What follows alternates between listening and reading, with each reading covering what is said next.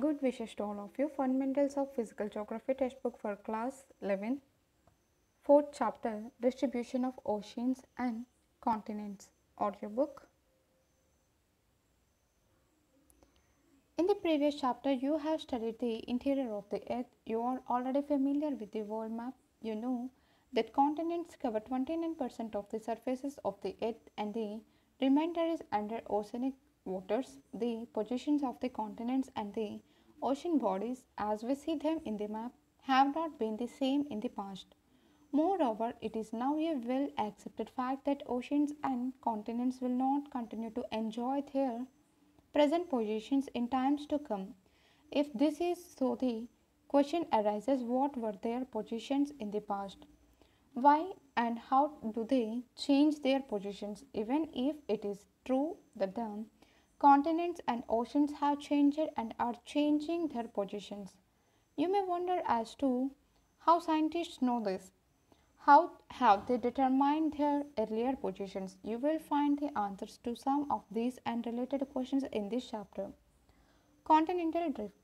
Observe the shape of the coastline of the Atlantic Ocean. You will be surprised by the symmetry of the coastlines on either side of the ocean. No wonder many scientists thought of this similarity and considered the possibility of the two Americas, Europe and Africa, to be once joined together. From the known records of the history of science. It was Abraham Ortelius, a Dutch map maker, who first proposed such a possibility as early as 1596. Antonio Pellegrini drew a map showing the three continents together. However, it was Alfred Wegener, a German metallurgist, who put forth a comprehensive argument in the form of the continental drift theory. In 1912, this was regarding the distribution of the oceans and the continents. According to Wegener, all the continents formed a single continental mass and mega oceanic surrounded the same. The supercontinent was named Pangaea, which meant all earth. The mega ocean was called Panthalassa, meaning all water. He argued that around 200 million years ago, the supercontinent Pangaea began to split. Pangaea first broke into two large continental masses as Laurasia and Gondwana land, forming the northern and southern components, respectively. Subsequently, Laurasia and Gondwana land continued to break into various smaller continents that exist today. A variety of evidence was offered in support of the continental drift. Some of these are given below. Evidence in support of the continental drift. The matching of continents jigsaw fit. The shorelines of Africa and South America facing each other have a remarkable and unmistakable match. It may be noted that a map produced using a computer program to find the best fit of the Atlantic margin was presented by Bullard in 1964. It proved to be quite perfect. The match was tried at 1000 fathom line instead of the present shoreline. Rocks of same age across the oceans. The radiometric dating methods developed in the recent period have facilitated correlating the rock formation from different continents across the vast ocean. The belt of ancient rocks of 2000 million years from Brazil coast matches with those from Western Africa. The earliest marine deposits along the coastline of South America and Africa are of the Jurassic age. They suggest that the ocean did not exist prior to that time. Tellite, it is the sedimentary rock formed out of deposits of glaciers. The Gondwana system of sediments from India is known to have its counterparts in 6 different landmasses of the southern hemisphere. At the base, the system has thick tellite, indicating extensive and prolonged glaciation. Counterparts of this section are found in Africa, Falkland Island, Madagascar, Antarctica, and Australia.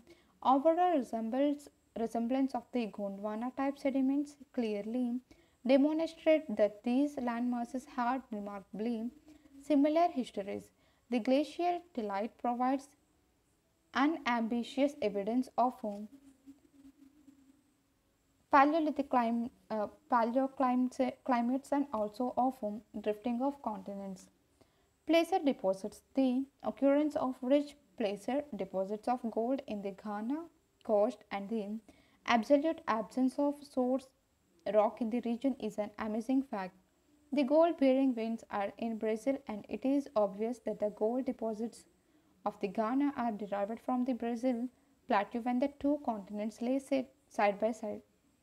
Distribution of fossils. When identical species of plants and animals adapted to living on land or in fresh water are found on either side of the marine berries, a problem arises regarding accounting for such distribution.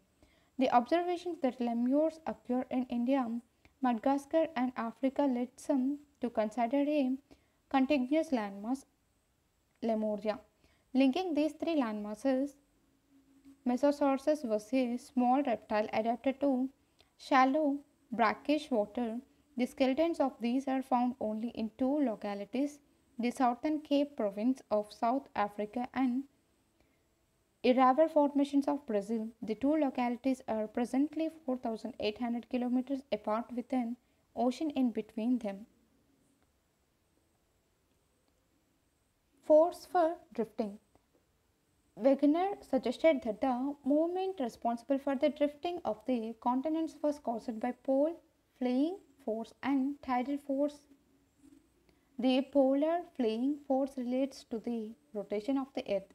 You are aware of the fact that the earth is not a perfect sphere, it has a bulge at the equator. This bulge is due to the rotation of the earth. The second force that was suggested by Wegener, the tidal force, is due to the attraction of the moon and the sun that develops tides in oceanic waters. Wegener believed that these forces would become effective when applied over many million years. However, most of scholars considered these forces to be totally inadequate. Post-drift studies. It is interesting to note that for continental drift, most of the evidence was collected from the continental areas in the form of distribution of flora and fauna or deposits like tillite. A number of discoveries during the post-World War II period added new information to geological literature, particularly the information collected from the ocean floor mapping provided new dimensions for the study of distribution of oceans and continents. Conventional current theory. Arthur Holmes in 1930 discussed the possibility of convection current operating in the mantle portion. These currents are generated due to radioactive elements causing thermal differences in the mantle portion. Holmes argued that there exists a system of such currents in the entire mantle portion. This was an attempt to provide an explanation to the issue of force, on the basis of which contemporary scientists discarded the continental drift theory. Mapping of the ocean floor. Detailed research of the ocean configuration revealed that the ocean floor is not just a vast plain but it is full of relief. Expeditions to map the oceanic floor in the post-World War II period provided a detailed picture of the ocean relief and indicated the existence of submerged mountain ranges as well as deep trenches, mostly located closer to the continent margins. The mid-oceanic ridges were found to be most active in terms of volcanic eruptions. The dating of the rock from the oceanic crust revealed the fact that they are much younger than the continental areas. Rocks on either side of the crest of oceanic ridges and having equidistant locations from the crest were found to have remarkable similarities, both in terms of their constituents and their age. Ocean floor configuration. In this section, we shall note a few things related to the ocean floor configuration that help us in the understanding of the distribution of continents and oceans. You will be studying the details of ocean floor relief in chapter 13.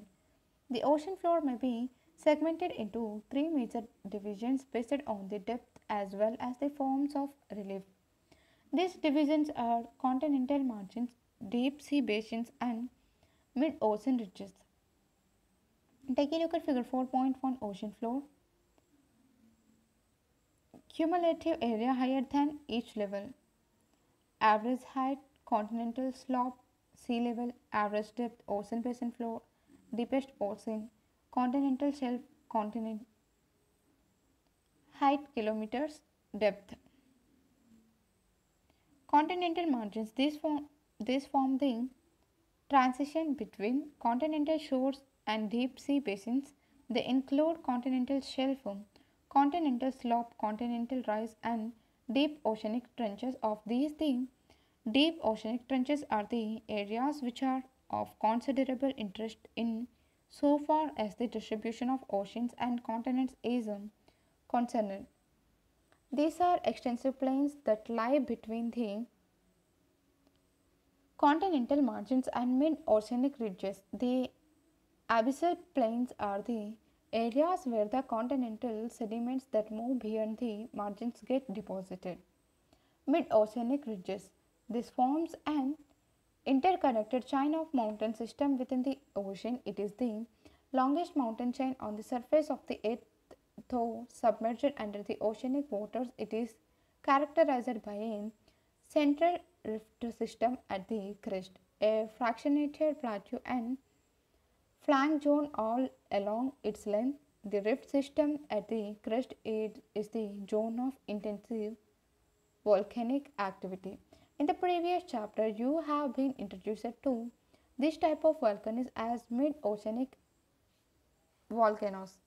Distribution of earthquakes and volcanoes. Study the maps showing the distribution of seismic activity and volcanoes given in figure 4.2. You will notice a line of dots in the central parts of the Atlantic Ocean almost parallel to the coastlines. It further extends into the Indian Ocean. It bifurcates a little south of the Indian subcontinent with one branch moving into East Africa and the other meeting a similar line from Myanmar to New Guinea. You will notice that this line of dots coincides with the mid-oceanic ridges. The shaded belt showing another area of concentration coincides with the Alpine Himalayan system and the rim of the Pacific Ocean. In general, the foci of the earthquake in the areas of mid-oceanic ridges are at shallow depths, whereas along the Alpine Himalayan belt as well as the rim of the Pacific, the earthquakes are deep-seated ones. The map of volcanoes also show a similar pattern. The rim of the Pacific is also called rim of fire due to the existence of active volcanoes in this area. Concept of seafloor spreading.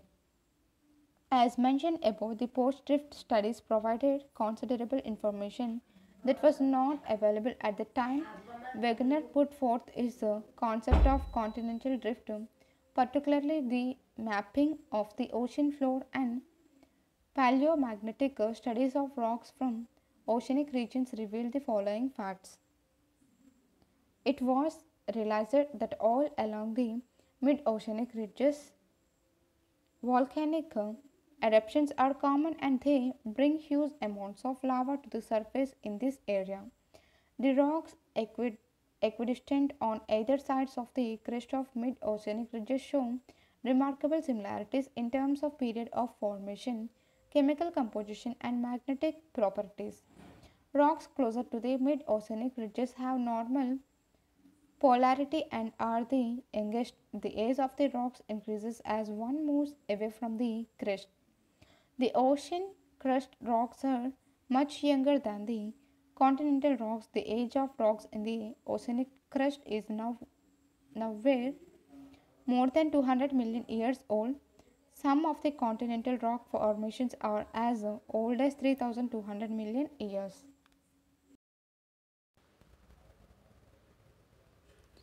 Take a look at figure 4.2, distribution of earthquakes and volcanoes. The sediments on the ocean floor are unexpectedly very thin. Scientists were expecting, if the ocean floors were as old as the continent, to have a complete sequence of sediments for a period of much longer duration. However, nowhere was the sediment column found to be older than 200 million years. The deep trenches have deep-seated earthquake occurrences, while in the Mid-Oceanic Ridge areas, the quake foci have shallow depths. These facts and a detailed analysis of magnetic properties of the rocks on either sides of the Mid-Oceanic Ridge led Hess 1961 to propose his hypothesis known as the seafloor spreading. Hess argued that constant eruptions at the crest of oceanic ridges cause the rupture of the oceanic crust and the new lava wedges into it, pushing the oceanic crust on either side.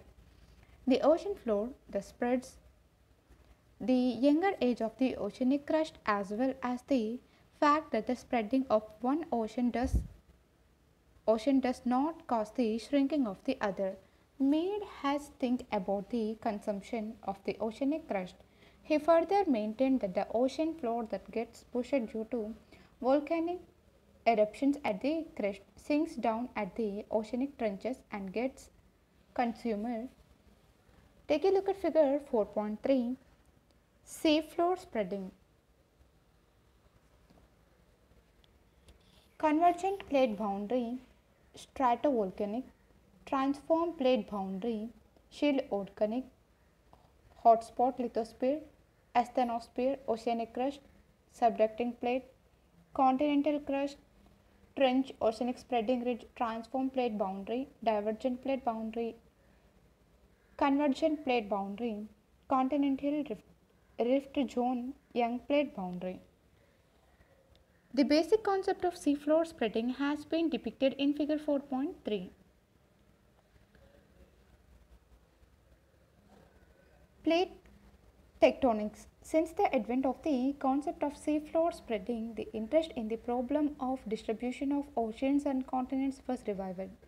It was in 1967 McKenzie and Parker and also Morgan independently collected the available ideas and came out with another concept termed plate tectonics.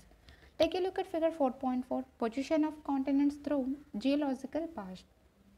Million years, 540 million years ago, 300 million years ago, 420 million years ago, 120 million years ago, present.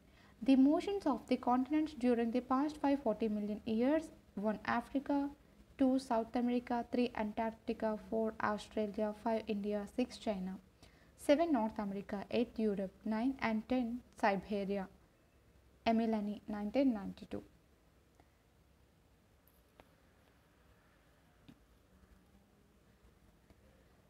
A tectonic plate, also called lithospheric plate, is a massive irregularly shaped slab of solid rock, generally composed of both continental and oceanic lithosphere. Plates move horizontally over the asthenosphere as rigid units. The lithosphere includes the crust and top mantle, with its thickness range varying between 5 and 100 kilometers in oceanic parts and about 200 kilometers in the continental areas. A plate may be referred to as the continental plate or oceanic plate depending on which of the two occupy a larger portion of the plate. Pacific plate is largely an oceanic plate, whereas the Eurasian plate may be called a continental plate. The theory of plate tectonics proposes that the Earth's lithosphere is divided into 7 major and some minor plates. Young-fold mountain ridges, trenches and or faults surround these major plates. Take a look at figure 4.5. Major and minor plates of the world. The major plates are as follows: 1.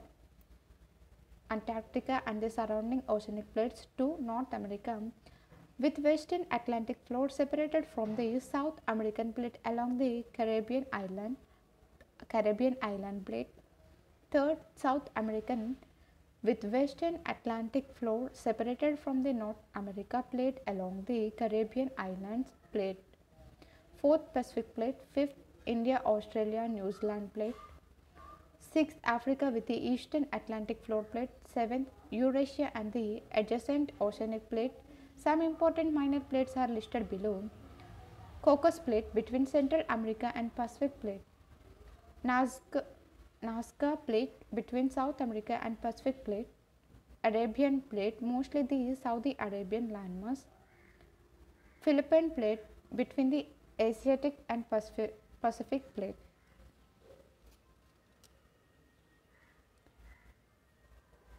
Caroline plate between the Philippine and Indian plate north of New Guinea. Fuzzy plate northeast of Australia.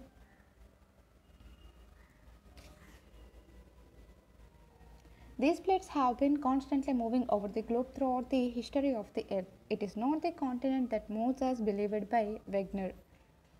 Continents are part of a plate and what moves is the plate. Moreover, it may be noted that all the plates without exception have moved in the geological past and shall continue to move in the future as well. Wegener had thought of all the continents to have initially existed as a supercontinent in the form of Pangaea.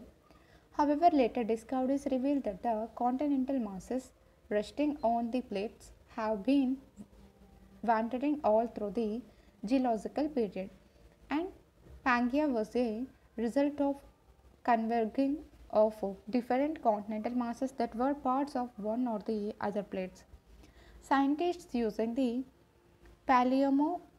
paleomagnetic data have determined the positions held by each of the present continental landmass in different geological periods.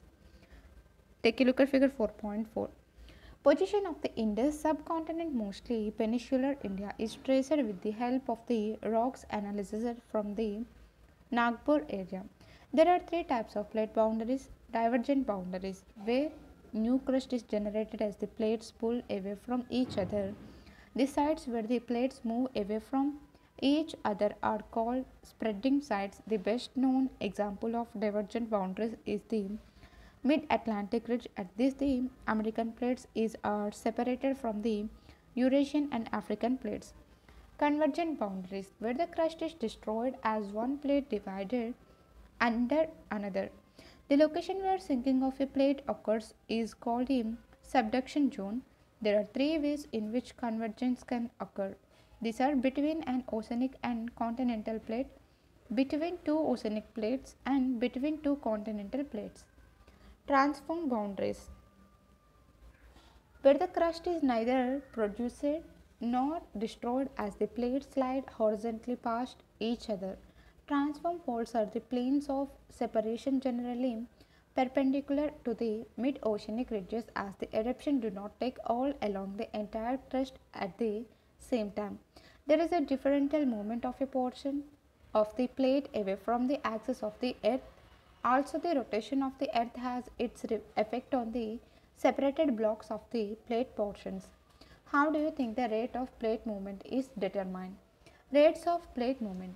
The strips of normal and reverse magnetic field that parallel the mid-oceanic ridges help scientists determine the rates of plate movement. These rates vary considerably. The Arctic ridge has the slowest rate, less than 2.5 centimeters per year, and the East Pacific rise near Easter Island in the South Pacific, about 3,400 kilometers west of Chile, has the fastest rate, more than 15 centimeters per year. Force for the plate movement.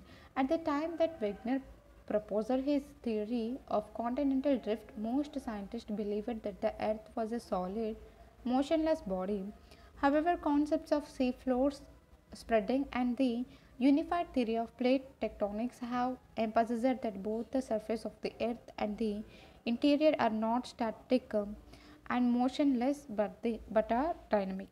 The fact that the plates move is now a well accepted fact. The mobile rock beneath the rigid plates is believed to be moving in a circular manner.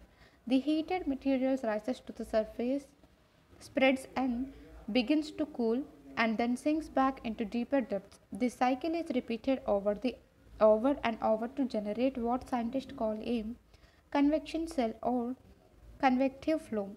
Heat within the earth comes from two main sources: radioactive decay and residual heat. Arthur Holmes first considered this idea in the 1930s, which later influenced Harry Hess thinking about seafloor spreading. The slow movement of hot, soft-ended mantle that lies below the rigid plates is the driving force behind the plate movement. Movement of the Indian plate. The Indian plate includes peninsular India and the Australian continental portions. The subduction zone along the Himalaya forms the northern plate boundary in the form of continent. Continent convergence in the east, it extends through Rakhine Mountains of Myanmar towards the island arc along the Java Trench. The eastern margin is a spreading site lying to the east of Australia in the form of an oceanic ridge in SW Pacific. The western margin follows Kirtar mountain of Pakistan. It further extends along the Makrana coast and joins the spreading site from the Red Sea Rift southeastward along the Chagos archipelago. The boundary between India and the Antarctic plate is also marked by oceanic ridge divergent boundary, running in roughly west to east direction and merging into this spreading site a little south of New Zealand. India was a large island situated off the sea separated it from the Asian continent till about 225 million years ago. India is supposed to have started her northward journey about 200 million years ago at the time when Pangaea broke. India collided with Asia about 40 to 50 million years ago, causing rapid uplift of the Himalayas. The position of India since about 71 million years till the present are shown in the figure 4.6. It also shows the position of the Indian subcontinent and the Eurasian plate. About 140 million years before the present, the subcontinent was located as south as 50 degrees south latitude. The two major plates were separated by the Tethys Sea and the Tibetan block was closer to the Asiatic landmass. During the movement of the Indian plate towards the Eurasian plate, a major event that occurred was the outpouring of lava and formation of the Deccan Traps. This started somewhere around 60 million years ago and continued for a long period of time. Note that the subcontinent was still close to the equator from 40 million years ago and thereafter the event of formation of the Himalayas took place. Scientists believe that the process is still continuing and the height of the Himalayas is rising even to this date. Take a look at figure 4.6, movement of the Indian plate. Eurasian plate, India today, 10 million years ago, 38 million years ago, equator 55 million years ago, Indian Ocean 71 million years ago, early India. Exercises. Multiple choice questions. Who among us the following was the first to consider the possibility of Europe, Africa and America having been located side by side? Alfred Wegener, Abraham Ortelius, Antonio Pellegrini, Edmund Hess. Polar fleeing force relates to revolution of the earth, rotation of the earth, gravitation, tides. Which one of the following is not a minor plate?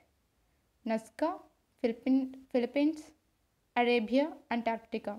Which one of the following facts was not considered by those while discussing the concept of seafloor spreading?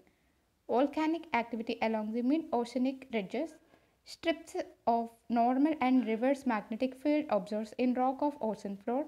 Distribution of fossils in different continents. Age of rocks from the ocean floor. Which one of the following is the type of plate boundary of the Indian plate along the Himalayan mountains? Ocean continent convergence, divergent boundary, transform boundary, continental convergence. Answer the following questions in about 30 words. What were the forces suggested by Wegener for the movement of the continents? How are the conventional currents in the mantle initiated and maintained? What is the major difference between the transform boundary and the convergent or divergent boundaries of plates? What was the location of the Indian landmass during the formation of the Deccan Traps? Answer the following questions in about 150 words. What are the evidences in support of the continental drift theory? Bring about the basic difference between the drift theory and plate tectonics. What were the major post drift discoveries that rejuvenated the interest of scientists in the study of distribution of oceans and continents? Thank you.